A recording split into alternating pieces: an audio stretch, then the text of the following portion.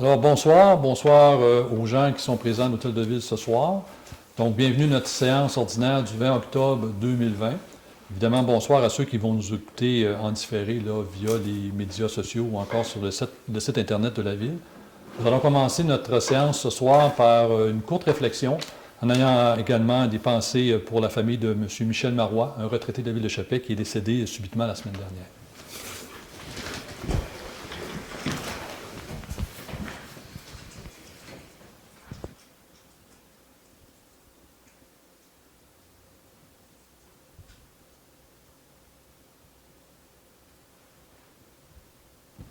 Merci. Donc, avant qu'on débute notre séance officiellement, nous avions une séance de consultation pour des dérogations mineures, soit au bénéfice de l'immeuble situé au 34 8e rue. Alors, c'est concernant la marge latérale gauche d'un garage qui était de 0,53 mètres au lieu d'1 mètre, comme prescrit par le règlement, et également pour le 53 1er avenue. Donc, c'est une demande de dérogation concernant la largeur d'un lot qui serait de 12,19 mètres au lieu de 15 mètres.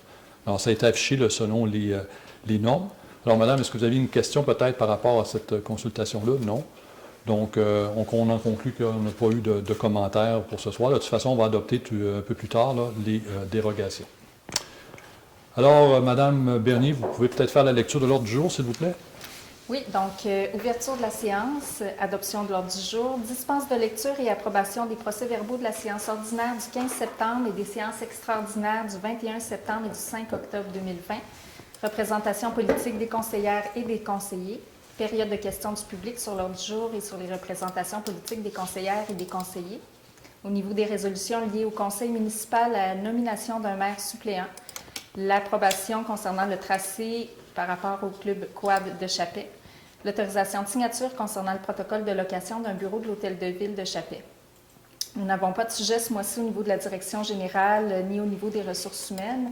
Au niveau de finances et trésorerie, l'approbation des comptes payés et à payer pour le mois de septembre 2020, l'achat de compteurs d'eau, l'achat d'un photocopieur au centre sportif et communautaire, l'autorisation de paiement à service EXP concernant la fermeture de l'ancien dépôt de neige usé, participation à la campagne 100% locale, autorisation de paiement à SNC Lavalin-Stavibel concernant le projet de réalisation d'une étude de préfaisabilité pour la construction d'une usine d'épuration des eaux usées.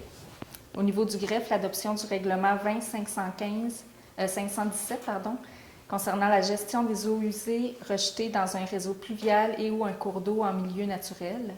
Une dérogation mineure au bénéfice de l'immeuble situé au 48 2e avenue à Chapais. Il y a 3 autres dérogations mineures, soit au 72 2e rue à Chapais, au 38 8e rue à Chapais et au 53 1er avenue à Chapais. Nous n'avons pas de sujet au niveau de l'urbanisme et de l'environnement. Au niveau du service des loisirs, de la culture et de la vie communautaire, nous allons aborder la fête de l'Halloween.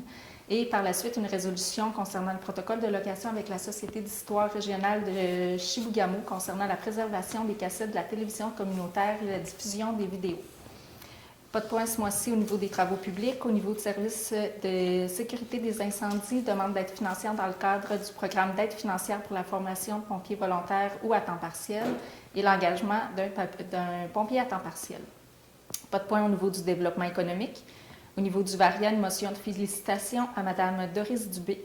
Par la suite, période de questions du public, questions, commentaires des conseillers et des conseillères, puis levée de la séance. Merci, Mme Bernier. Donc, j'aurais besoin d'un proposeur et d'un secondeur.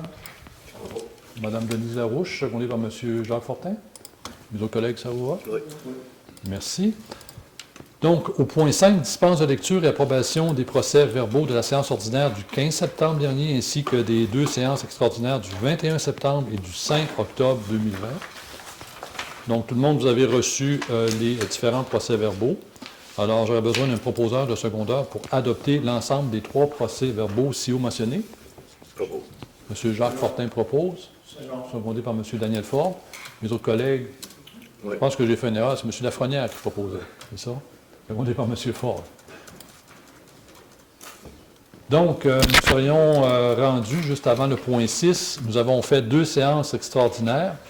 Donc, celle du 21 septembre, nous l'avons fait pour adopter le règlement 20-514 concernant le déneigement et l'enlèvement des neiges usées. Donc, à chaque année, on regarde notre règlement sur le déneigement, et puis quand on arrive à l'automne, évidemment, on fait des ajustements pour la période hivernale. Nous avons également adopté le règlement 20-515 concernant les nuisances publiques. Alors, il y a eu une réforme du règlement des nuisances publiques, donc on l'a modernisé. Ensuite, on a fait également l'adoption du règlement 20-516 concernant la sécurité, la paix et l'ordre. Donc, là aussi, on était dans la réforme des différents règlements. Donc, on a adopté ce règlement-là lors de cette séance. Et finalement, le dernier point qu'on a traité, c'était l'octroi d'un mandat pour la réalisation des forages pour l'étude de vulnérabilité de l'eau souterraine. Alors, il faut vérifier, selon les demandes du ministère de l'Environnement, la vulnérabilité de notre eau souterraine. Donc, on a dû faire des forages et on avait justement 3 soumissionnaires, donc on a accepté le plus bas conforme et c'est des choses qui sont en train de se faire et on devrait avoir incessamment là, le résultat de cette étude de vulnérabilité-là. Donc, ça, c'est pour le 21 septembre, les raisons pourquoi on a fait notre séance spéciale. Et finalement, le 5 octobre, c'était un avis de motion et présentation du projet de règlement concernant la gestion des eaux rejetées dans un réseau pluvial et ou un cours d'eau en milieu naturel. Alors, on avait déjà adopté ce règlement-là, mais il y avait eu une erreur au niveau des concentrations de rejet. Là. Il y avait eu une faute au niveau des unités de mesure. Alors, on a dû refaire le règlement, donc modifier ça. Alors, on a donné l'avis de motion, puis ce soir, ça revient lors du jour où on va l'adopter. Alors, c'est la raison pourquoi on a tenu cette deuxième séance extraordinaire le 5 octobre. Nous serions donc rendus au point 6, représentation politique des conseillères et des conseillers depuis notre dernière séance de septembre, en commençant par Mme Larouche. Mme Larouche. Oui, bonsoir. 2 rencontres spéciales, 3 pléniers, une rencontre avec le comité d'urbanisme et une rencontre avec le club de curling. Merci, Mme Larouche. M. Fortin. Bonsoir. 3 pléniers, 2 séances spéciales, 2 rencontres avec, une rencontre avec les organismes du centre multiservice, puis une rencontre complémentaire avec l'AGA. Merci. Merci, M. Fortin. M. Ford. Bonjour. Moi, la négociation de la convention, après ça, le 17 septembre. Après ça, 3 pléniers, 2 spéciales. Après ça, la rencontre du 8 octobre à l'Assemblée de la RDC par Zoom, puis la CEDEC, le Plan économique chapelle. C'est tout. Merci, M. Ford. Mme Roxane Tremblay. Oui, bonsoir. Alors, 3 pléniers, 21 septembre, 5 octobre, 19 octobre, 2 séances extraordinaires, 21 septembre et 5 octobre. 22 septembre, un conseil d'administration de la Corporation de développement économique de Chapelle, la CEDEC. Puis le 14 octobre, un conseil d'administration de transport adapté. Merci, Mme Tremblay. M. Lafrenière. Oui, bonsoir. 3 pléniers, 21 septembre, 5 octobre et 19 octobre, puis 2 séances extraordinaires, le 21 septembre et le 5 octobre, puis la CEDEC le 22 septembre. C'est tout. Merci, M. Lafrenière. Alors, de mon côté, avec mon collègue M. Ford, le 17 septembre, le conseil d'administration de l'administration régionale Bay James. Évidemment, on ne se déplace plus ces temps-ci, on fait ça par visioconférence. Les nombreux pléniers et séances spéciales avec mes collègues, évidemment. Le 22 septembre, j'ai participé, toujours en visioconférence, au comité de liaison avec les gens de Stornoway ainsi que les partenaires de la ville de Chibougamau. Le 24 septembre, c'était la réunion du gouvernement régional de Diowichi-Bay James, donc on a fait ça également par Zoom. Le 25 septembre, toujours par visioconférence, dans le cadre du comité forêt de l'Union des municipalités du Québec, nous avons rencontré le sous-ministre des Forêts, de la Faune et des Parcs, M. Mario Gosselin, où nous avons discuté de la réforme à venir du régime forestier québécois. Donc, on sait qu'il y a beaucoup de discussions à ce niveau-là. Le 2 octobre, on a eu également une rencontre virtuelle avec la mairesse de Saguenay, Mme Josée Néron, Mme Cyr également de Chibougamau, et certains membres de la RBJ afin de discuter de transport ferroviaire jusqu'à Port-Saguenay. Ensuite, le 8 octobre, avec mon collègue, M. Ford, une autre réunion de l'administration régionale Bay James. Le 9 octobre, j'ai eu un grand plaisir, on m'a invité à faire la visite des serres de Nexodia, donc les plans étaient arrivés quelques jours avant. Je peux vous dire que c'est vraiment impressionnant. Il n'y avait seulement qu'à moitié de la serre, parce qu'ils vont par phase, et c'est vraiment impressionnant là, à voir. Ensuite, le 13 octobre, une rencontre virtuelle avec la présidente de l'Union des municipalités du Québec, donc Mme Suzanne Roy, dans le cadre de sa tournée régionale. Elle voulait rencontrer les différents maires des différentes régions. Donc, pour le nord du Québec, elle nous a rencontrés, les différents maires. Et on a entre autres discuté de l'impact de la COVID-19 sur l'économie régionale et locale. Et on a également parlé des serres de Nexodia à Chapet. En plus, je rajouterais aussi, en compagnie de Mme Gagné, notre directrice générale adjointe, on a eu plusieurs, quand même, au cours du dernier mois, des rencontres avec le CR3S et la santé publique dans le cadre de la pandémie. Parce qu'on sait que ça bouge. Et je pense qu'on va être appelé aussi à en voir prochainement encore d'autres rencontres à ce sujet. Donc voilà pour nos représentations politiques du dernier mois. Donc on a une période de questions, point 7, Madame. Donc soit des questions qui portent sur l'ordre du jour ou encore sur les représentations politiques des conseillers et des conseillères. Puis on a aussi à la fin une période de questions que je vais appeler générale. Donc est-ce que vous auriez à ce moment-ci des questions? Non. Ça va, OK, merci. Donc nous serions rendus au point 8 maintenant. 8.1, une résolution pour la nomination d'un maire suppléant. Donc à chaque 3 mois, on change de maire suppléant qui pourrait exercer les pouvoirs de maire lorsque je serais incapable, absent ou empêché de remplir mes devoirs et de ma charge. Donc, il est résolu que Mme Denise Larouche soit et est nommée mairesse suppléante de la Ville pour les mois de novembre, décembre et de janvier, et qu'elle soit également autorisée à signer les effets bancaires en remplacement de Mme Lucie Tremblay. Donc, j'ai donc besoin d'un proposeur et d'un secondaire pour que Mme Larouche soit mairesse suppléante. Je propose. Mme Tremblay, secondée par Second. M. Fort. Vos collègues, ça vous va? Oui. Donc, Mme Larouche, vous acceptez? Oui, parfait. Félicitations. 8.2, maintenant, une résolution pour le tracé du club quad de Chapet.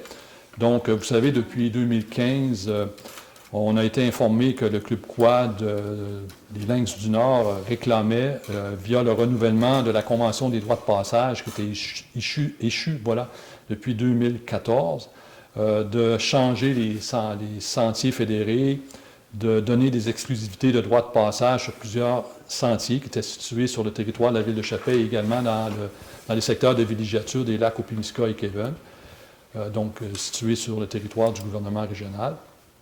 Alors, considérant que le ministère de l'Énergie et Ressources est responsable des sentiers hors route, tandis que le ministère des Forêts, de la Faune et des Parcs est responsable des sentiers multi-usagers.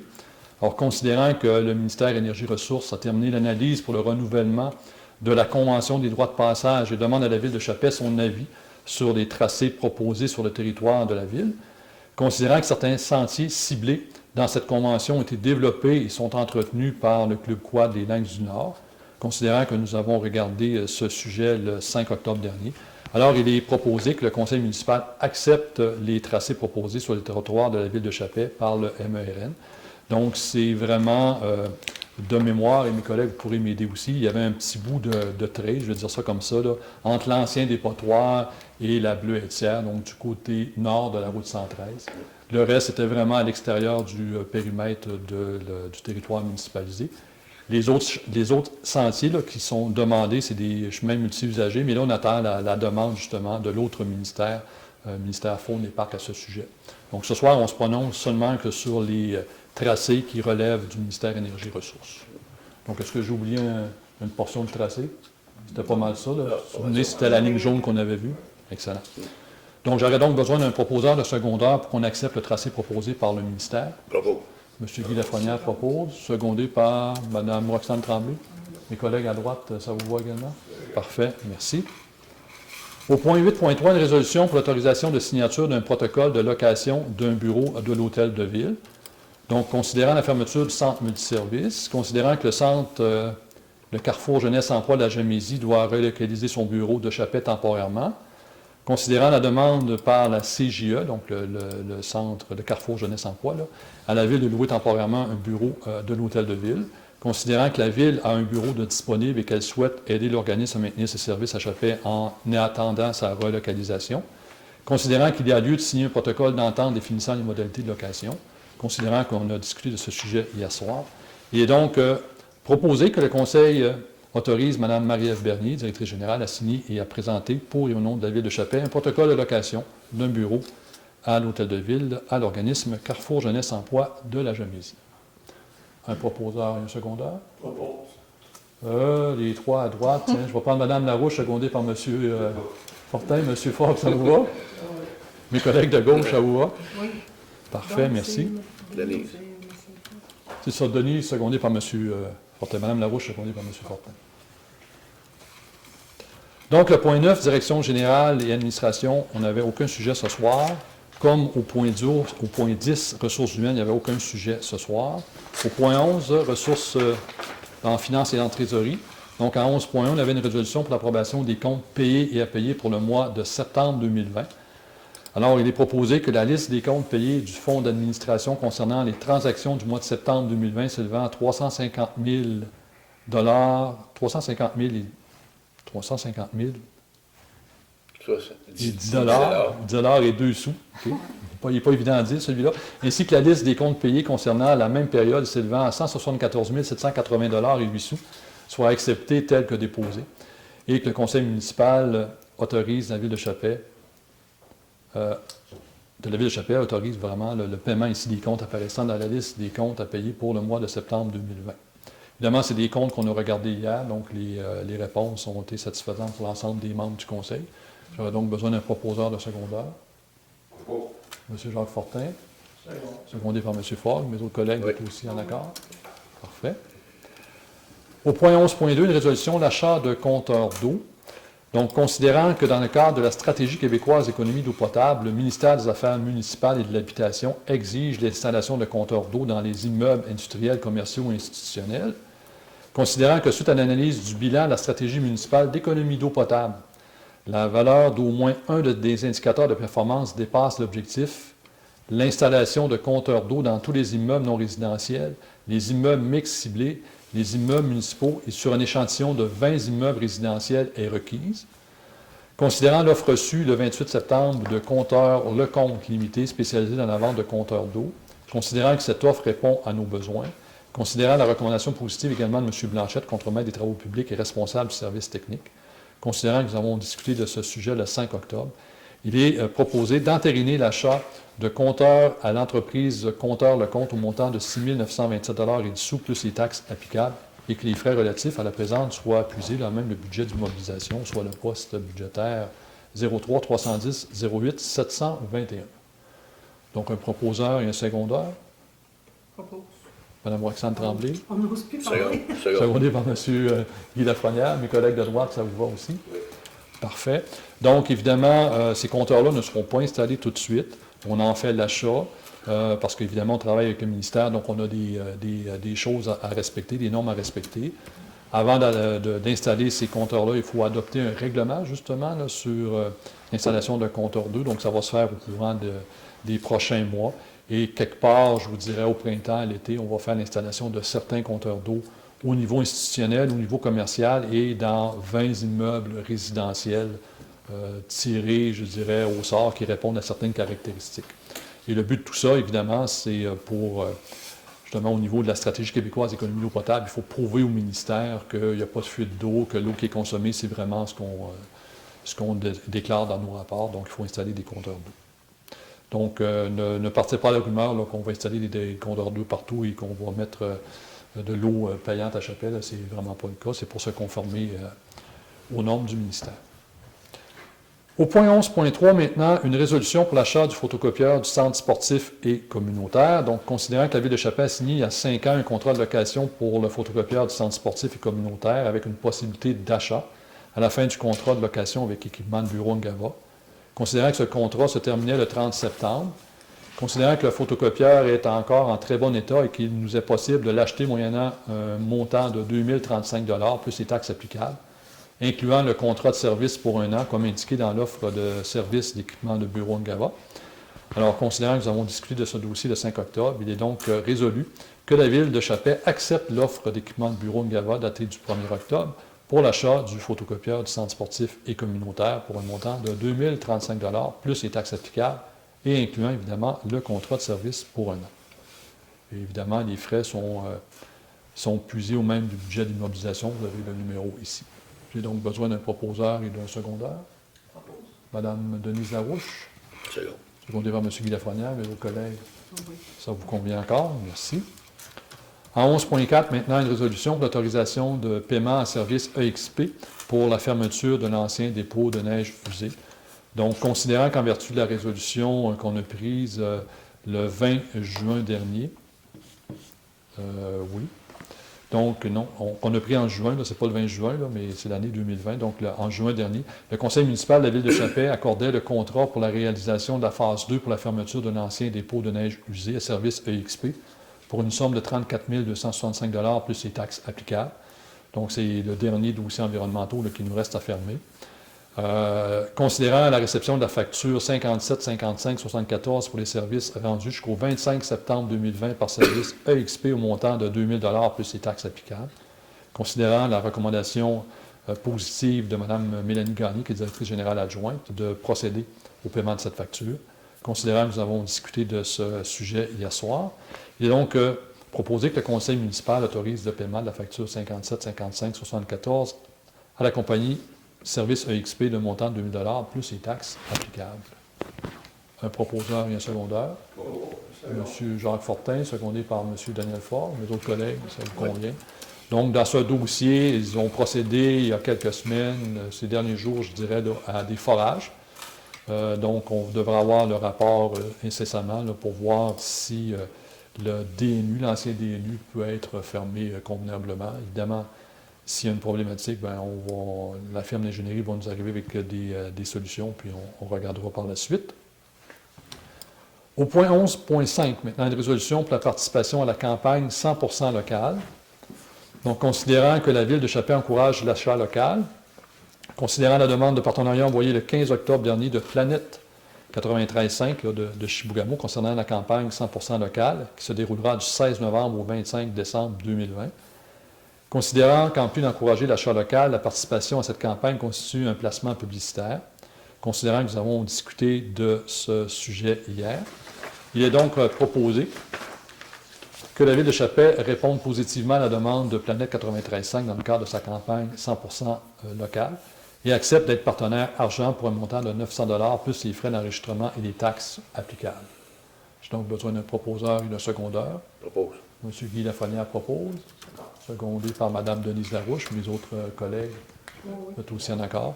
Donc, évidemment, surtout en période de pandémie, c'est hyper important d'encourager nos commerces locaux. Et quand on dit locaux, évidemment, on consomme à Chappais, mais on consomme également dans la ville voisine. Donc, c'est important de participer à une telle initiative. Et évidemment, on vous invite à faire le plus possible vos achats dans les commerces du coin. Et d'ailleurs, ça fait plusieurs années que nous participons à cette campagne-là, 100% local. Maintenant, en 11.6, une résolution pour le paiement SNC-Lavalin-Stavibel dans le cadre du projet de réalisation d'une étude de préfaisabilité pour la construction d'une usine d'épuration des eaux usées. Alors, vous savez, là, ça fait quelques années que nous travaillons à construire les différentes études et les différents plans et devis là, pour la réalisation de la construction d'une usine d'épuration des eaux. Donc, considérant qu'on a, je vais reprendre ma résolution, là, c'est ça qu'on a dû donner un travail additionnel visant à déterminer avec précision les débits de conception qui devaient être réalisés, ce qui engendre des honoraires supplémentaires de 18 996,83 $. Considérant la réception de la facture 1511,63 le 9 octobre pour les services rendus jusqu'au 30 septembre 2020 au montant de 549,75 $, plus les taxes applicables. Évidemment, considérant la recommandation positive de Mme Mélanie Gagné, directrice générale adjointe. Considérant également qu'on a discuté de ce sujet hier soir, donc il est proposé que le conseil municipal autorise le paiement SNC-Lavalin-Stavibel d'un montant de 549,75 $, plus les taxes applicables dans ce dossier. Un proposeur, un secondeur. M. Daniel Faure propose. Secondé par Mme Roxane Tremblay, mes autres collègues. Oui. Vous êtes aussi d'accord, merci. Au point 12, à la greffe, donc en 12.1, adoption du règlement 20-517 concernant la gestion des eaux rejetées dans un réseau pluvial et ou un cours d'eau en milieu naturel. Donc, le 5 octobre, on avait justement donné un avis de motion pour adopter ce règlement-là. Règlement qu'on avait déjà adopté, mais comme je vous mentionnais, il y avait une erreur sur les concentrations de différents paramètres, ce qui faisait en sorte que les paramètres étaient 1000 fois plus grands que ce que ça aurait dû être en réalité. Des fois, c'était milligramme versus microgramme là, pour ceux qui me suivent. Donc, milligramme par litre versus microgramme par litre, donc un facteur 1000 de différence. Alors, c'était une coquille, donc c'est pour ça qu'on adopte tout ça comme règlement. Alors, j'aurais donc besoin d'un proposeur de secondeur pour adopter le règlement 20-517. M. Jacques Fortin propose. Second. Secondé par M. Daniel Ford, mes autres collègues. Ça vous va également? Oui. Merci. Maintenant, on va tomber dans les dérogations mineures. Donc, en 12.2, donc la dérogation mineure, la 2020-01 au bénéfice de l'immeuble situé au 48 2e avenue à Chapet. Donc, c'est une question de marge avant et de marge également avant là, qui donne sur la 10e rue, qui donne également sur la 2e avenue, qui n'est pas conforme de quelques centimètres par rapport à nos normes. Par exemple, 6,05 mètres au lieu de 7,5 mètres et 6,71 mètres au lieu de 7,5 mètres. Donc, c'est souvent des bâtiments qui ont été faits là il y a plusieurs années. Il y a des ventes et évidemment, quand il y a des choses qui ne respectent pas les marges, il faut donner des dérogations. Alors, il y a donc lieu de donner une dérogation pour l'immeuble au 48 2e avenue. J'aurais donc besoin d'un proposeur et d'un secondeur. Mme Denise Larouche, secondée par Mme Roxane Tremblay. Messieurs, mes collègues masculins, vous êtes tous en accord? Merci. Ensuite, en 12.3, la dérogation mineure, la 2020-02, au bénéfice de l'immeuble situé au 72 2e rue. Donc, c'était une dérogation mineure qui touchait la marge latérale droite du garage, qui était à 0,86 mètres au lieu d'1 mètre. Donc, on parle de 14 cm. Et il y avait la marge également arrière, ça c'était la marge latérale droite, la marge arrière qui était de 0,91 mètres au lieu d'1 mètre, et la marge avant du garage qui était à 4,93 mètres au lieu de 7,7 mètres. Donc, considérant là, évidemment la recommandation positive du CCU, le Conseil, on en a également discuté, donc j'ai besoin d'un proposeur pour qu'on accorde cette dérogation. Je propose. Mme Roxane Tremblay propose. Second. Demandé par M. Daniel Ford, mes autres collègues, vous êtes aussi en accord. Ensuite, une autre dérogation mineure, donc la 2020-03, bénéfice de l'immeuble situé au 38 8e rue. Donc, évidemment, on a suivi les différents processus. L'assemblée de consultation tout à l'heure, ça a été affiché, donc il n'y a personne qui a exprimé de commentaires. Considérant que c'est une marge latérale qui est d'un garage encore là de 0,53 mètres au lieu d'1 mètre. Donc, qu'on a discuté évidemment de ce cas-là hier au plénier. Donc, il est recommandé que le Conseil accorde la dérogation à cet immeuble pour la marge latérale du garage. Proposeur secondaire. Mme Denise Larouche, secondée par M. Jacques Fortin, mes autres collègues, ça vous convient aussi? Oui. Parfait, merci. Au point 12.5, une résolution pour la dérogation mineure, la 2020-04, au bénéfice de l'immeuble situé au 53 1er avenue. Donc, on en a discuté tout à l'heure aussi dans l'Assemblée de consultation, donc on n'a pas eu de commentaires. Or, c'est tout simplement de ramener la largeur du lot à 12,19 mètres au lieu de 15 mètres. Et la problématique vient du fait, lorsqu'il y a eu au niveau de la subdivision du terrain, au niveau cadastral, donc il y a eu une erreur qui s'est introduite à ce moment-là, donc il y a lieu de corriger le tout maintenant. Alors, il est résolu d'accorder cette dérogation mineure afin de ramener la marge latérale. Donc, un proposeur et un secondaire. Propose. M. Guy Lafrenière propose. Second. Secondé par M. Daniel Ford. Mes autres collègues, ça vous convient également? Parfait, merci. Au point 13, en urbanisme et en environnement, aucun sujet ce soir. Point 14, service des loisirs, de la culture et de la vie communautaire. Bon, il faut que je vous parle un petit peu d'Halloween.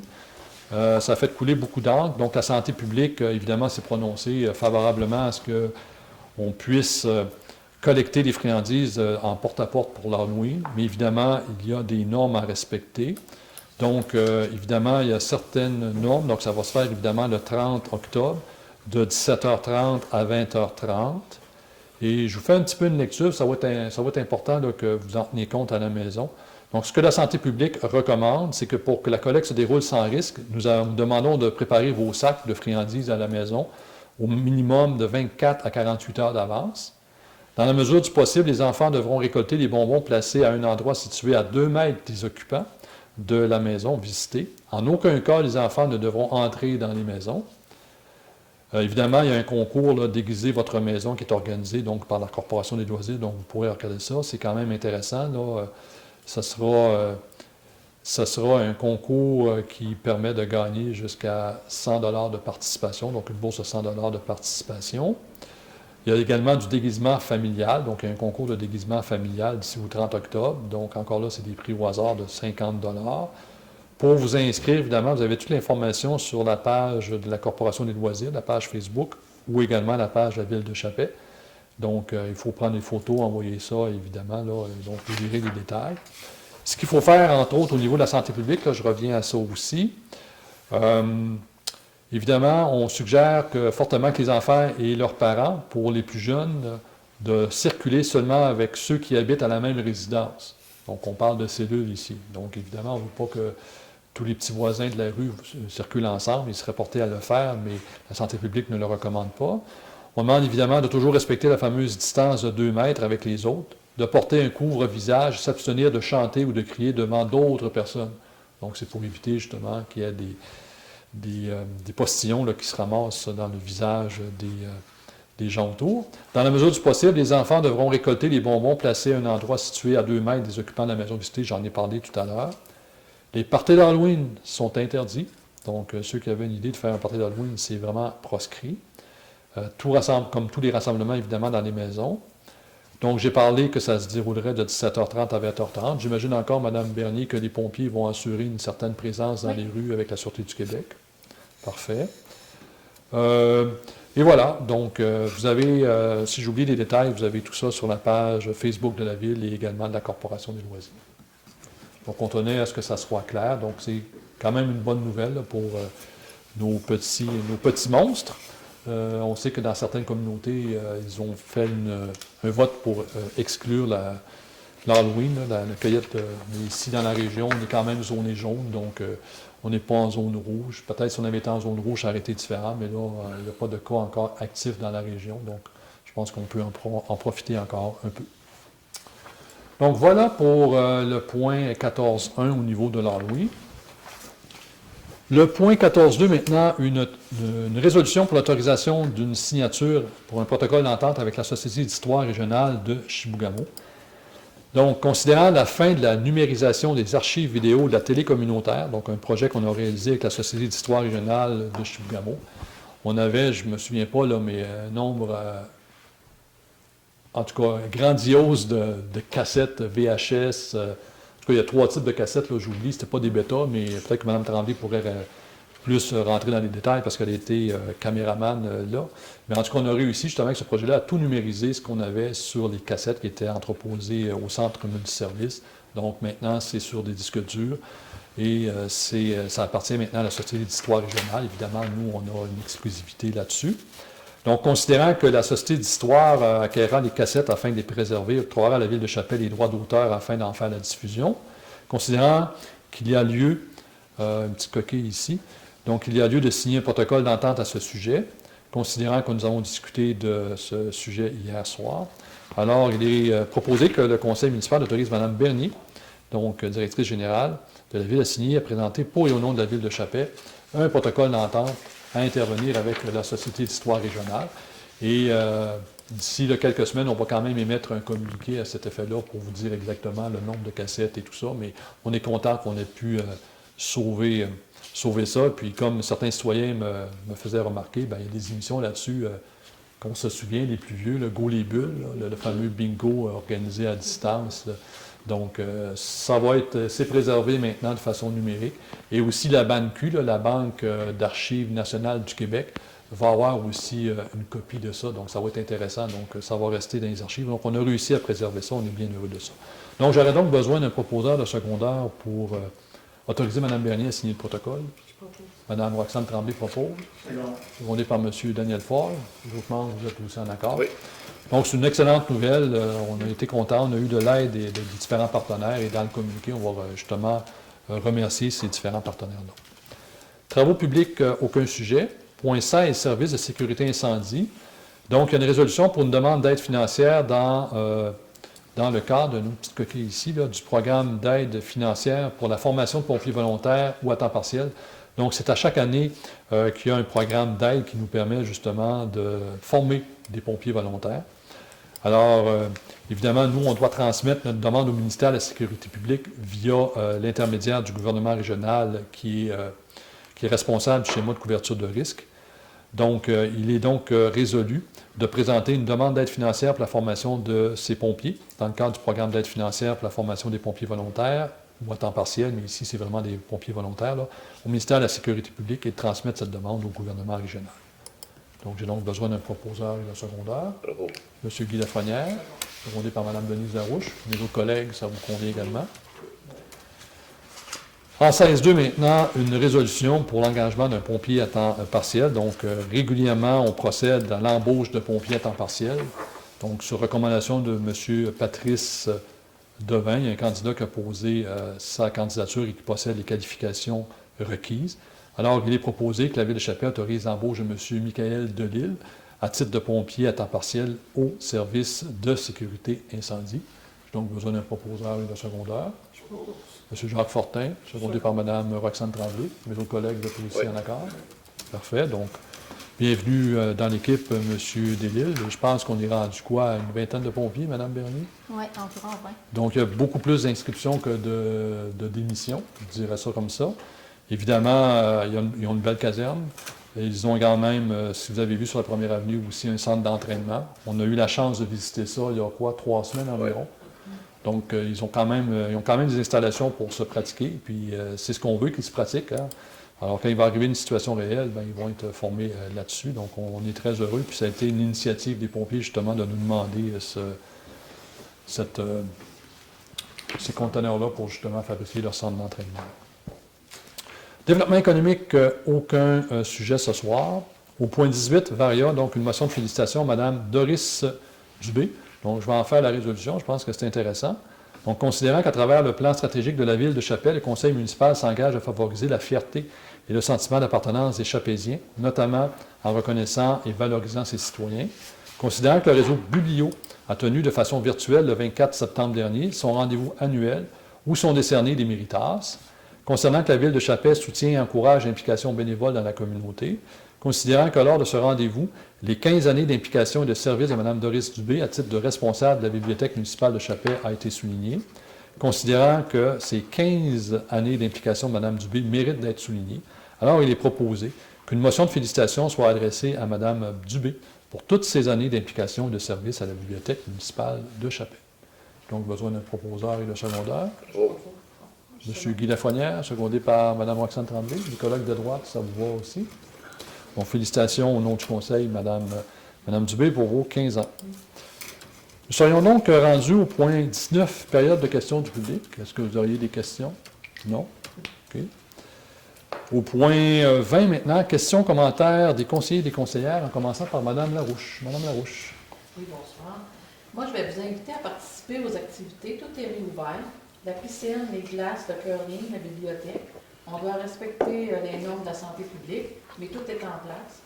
Fait qu'une publicité a été distribuée dans les casiers postales, puis vous pouvez toujours téléphoner au centre de service si vous intéresse.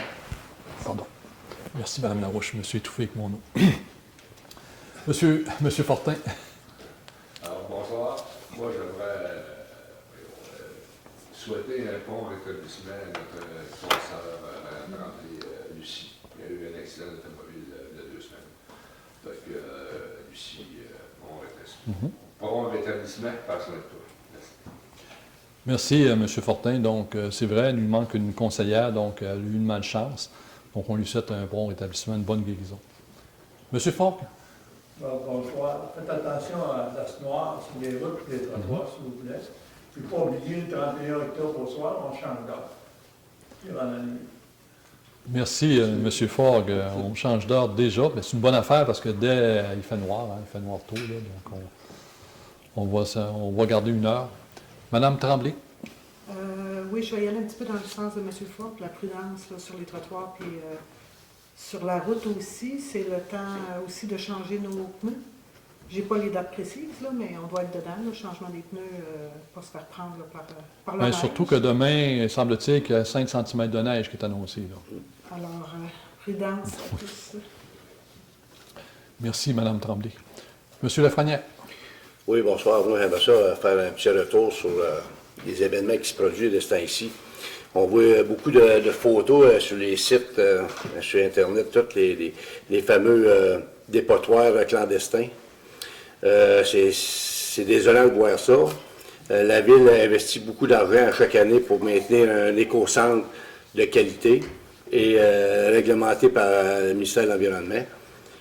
Il y a des gens qui sont trop paresseux ou trop, je ne sais pas trop, là, comment on peut les appeler, puis ils donnent ça un petit peu partout, ces lignes de transmission, bon, des bleuetières, des matelas, des laveuses sécheuses. Quand vous faites ça, soyez conscients que bien souvent, ça va être les gens de la Ville qui vont aller ramasser ça, les employés de la Ville. Fait que donc, on paye 2 fois le ramassage des matériaux que vous jetez en forêt. On a un site qui est là pour ça. Si vous n'êtes pas capable de vous rendre jusque-là, bien, attendez chez vous, puis prenez un rendez-vous avec quelqu'un. Comme ça ne marchera pas. Puis si jamais quand on vous surprend à jeter vos affaires, vous allez être conséquent de vos gestes.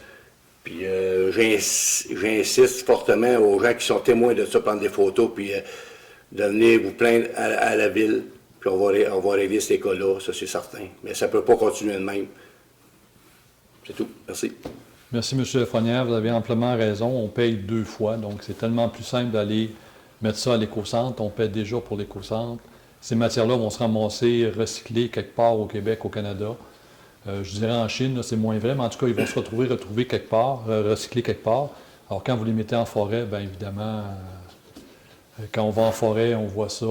Des fois, ça rouille, ça se détruit. Quand les employés municipaux voient ça ou d'autres citoyens les ramassent, bien, c'est des heures perdues qu'on aurait pu mettre ailleurs. Donc, merci, M. Lafrenière, de sensibiliser certains, puis c'est toujours une minorité, hein, parce que la très, très grande majorité des gens vont à l'éco-centre, parce qu'on voit la quantité phénoménale, je dirais, de résidus qu'on ramasse à l'éco-centre, là, juste au niveau du bois, tout ça, parce qu'il faut s'en départir, on voit le coût, tout ça, mais au moins ça se ramasse là, ça ne se ramasse pas en forêt, ça ne se ramasse pas à gauche et à droite dans des dépotoirs clandestins. Donc, si jamais vous voyez vos voisins ou les gens que vous connaissez le faire, bien, il faut leur dire, il faut les sensibiliser à ça, c'est important. Donc voilà, moi de mon côté, écoutez, je pense que tout a été dit pour l'instant. Je vous invite à notre prochaine séance, qui va se dérouler le 3e mardi de novembre, donc le 17 novembre, donc déjà novembre, Noël s'en vient, semble-t-il. Donc, on va vous demander de faire attention à vous avec les changements de température. Hein, on va passer de mouillé à glacé, à mouillé, à glace noire, à tempête. Donc, faites attention, surtout ceux qui utilisent la route régulièrement, le temps et si longtemps que les bancs de neige ne sont pas pris. C'est plus difficile pour la conduite hivernale, donc soyez extrêmement prudents. Je vais donc demander un proposeur, un secondaire pour lever notre séance à 19h42. Bravo. M. Guy Lafrenière, secondé par Mme Roxane Tremblay. Mes collègues de droite, ça vous convient. Donc, merci, Madame, qui a assisté à notre réunion. J'espère qu'on n'a pas été trop endormant ou trop rapide ou qu'on a utilisé des termes qui ont pu vous mettre un peu dans le champ, comme je dirais. Merci aux gens qui nous écoutent en différé. Merci aussi à Mme Marie-Christine qui nous filme à chaque mois. Donc, portez-vous bien et on se revoit le mois prochain. Merci.